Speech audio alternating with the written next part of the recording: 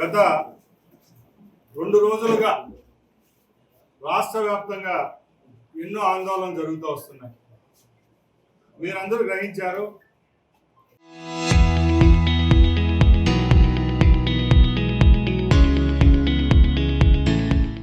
రాష్ట్రంలో గత 20 నెలలుగా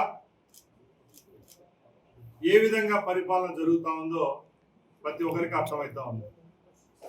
ముఖ్యంగా కూటమి ప్రభుత్వం ఏర్పాటైన తర్వాత కేంద్రంలో నరేంద్ర మోడీ గారు, రాష్ట్రంలో చంద్రబాబు నాయుడు గారు, పవన్ కళ్యాణ్ గారి నాయకత్వంలో రాష్ట్ర వ్యాప్తంగా సంక్షేమం, అభివృద్ధి 2 కన్నులుగా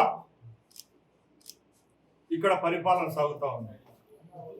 కళ్ళు కుట్టిన వైసీపీ నాయకులు, అలాగే వైసీపీ సానుభూతి పనులు కక్కలేక మింగలేక ఇక్కడ ఇస్తున్న సంక్షేమము, ఇక్కడ చేస్తున్న అభివృద్ధి, ఈ రెండిటికి మా యొక్క ఉనికి నామరూపాలు లేకుండా పోతుంది.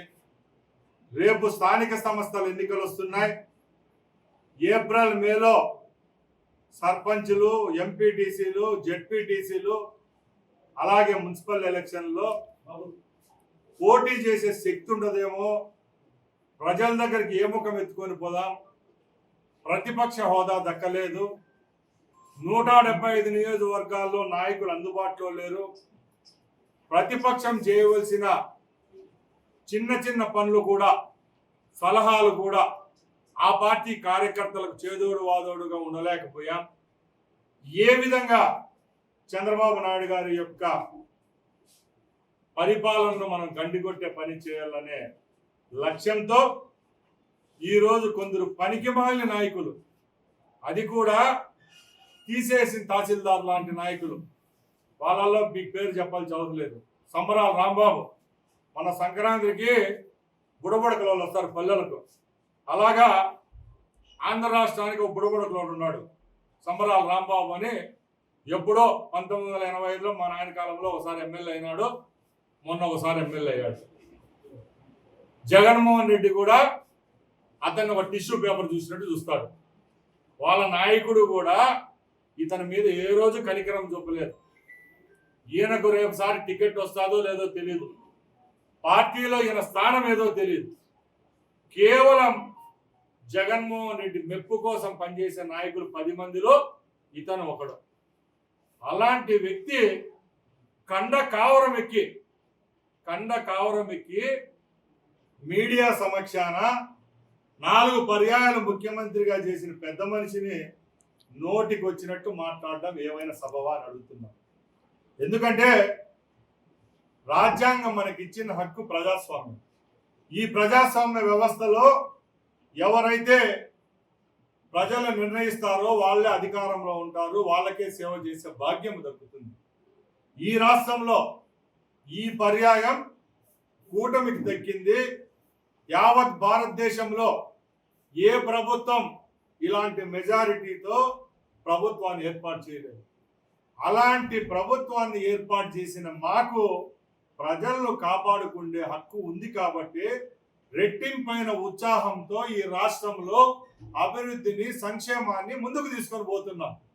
అలాంటప్పుడు ఎక్కడైనా ప్రతిపక్ష హోదా ఉండే వాళ్ళు కూడా మాట్లాడే పరిస్థితి లేదు. ఈరోజు దావత్తు కోల్పోయి అసెంబ్లీకి రారు, పార్లమెంట్లో మాట్లాడరు, మండలిలోకి వస్తే రచ్చబెట్టుకుంటారు. అంటే మీరు చేసే పనులేంటి? మీడియా అటెన్షన్ ఉన్న దగ్గరే మీరు ఉంటున్నారు, కానీ ప్రజాపక్షంలో ఎక్కడైనా మీరున్నారా? రాష్ట్ర వ్యాప్తంగా నెలకు 3,000 కోట్ల రూపాయలు పెన్షన్ ఇస్తున్నాం. ఆ పథకాన్ని ఎప్పుడన్నా మీరు కొనియాడారా? లేకుంటే 60 లక్షల మందికి అన్నదాత సుఖీభవ ఇచ్చాం, అది కళ్ళకు కనపడలేదా? తల్లికి వందనం 64 లక్షల మందికి ఇచ్చాం విద్యార్థులకు, అది కనపడలేదా? ఈ రోజు ఈ రాష్ట్రంలో సగం జనాభా కలిగిన మహిళా మూర్తులందరికీ ఫ్రీ బస్ సౌకర్యం కల్పిస్తున్నాం, మీ కళ్ళు దుబ్బాయా? అలాగే రాష్ట్ర వ్యాప్తంగా ఇసుక ఫ్రీగా ఇస్తున్నాం, అది మీకు కనపడలేదా? మన బిడ్డల కోసం ఒకేసారి 16,400 ఉద్యోగాలు కల్పించాం, టీచర్ పోస్టు భర్తీ చేశాం. అది మీ కళ్ళకు కనపడలేదా? ఇలాంటి పథకాలన్నీ మేము చేస్తుంటే, మా ముఖ్యమంత్రి చేస్తా ఉంటే మీరు మాట్లాడే మాటలు ఇవే అని అడుగుతున్నాం. కడుపమంట. ఈరోజు ఏ రాష్ట్రానికి లేని బ్రాండ్ వాల్యూ ఆంధ్ర రాష్ట్రానికి ఉంది. చంద్రబాబు నాయుడు గారి ఇమేజ్ తో ఈరోజు ఎక్కడ లేని పెట్టుబడులు జాతీయ అంతర్జాతీయ సంస్థలన్నీ ఆంధ్ర రాష్ట్రం వైపు చూస్తున్నాయి. Local to global news at your fingertips. మీ చేతిలో ఒక ఆయుధం. Download Raw TV app. Media legend Ravi Prakash is back.